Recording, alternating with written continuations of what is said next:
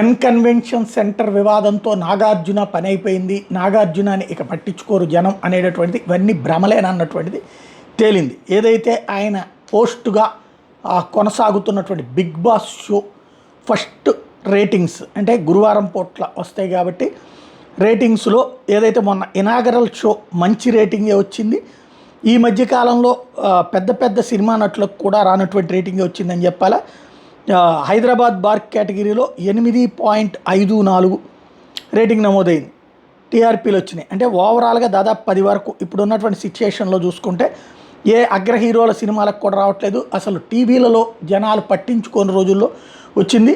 అయితే ఆ తర్వాత రెగ్యులర్ షోస్లో మాత్రం తక్కువగానే సోమవారం 4.69, శుక్రవారం 4.24, గురువారం 3.91, బుధవారం 3.72, మంగళవారం 3.87 రేటింగ్స్ వచ్చినాయి. పర్లేదు, గతంతో పోల్చుకుంటే. ఒకప్పుడు జబర్దస్త్ వాటికి అవే డౌన్ అయిపోయినాయి. ఇప్పుడు బిగ్ బాస్ కొంతవరకు క్రేజ్ ఉన్నట్టే. ఇక రాబోయేటటువంటి రోజుల్లో వివాదాలు ఏదైనా రెచ్చగొట్టి దానికి రేటింగ్లు తెప్పించే ప్రయత్నం చేస్తారు. నాగార్జున అయితే సక్సెస్ అయినట్టే.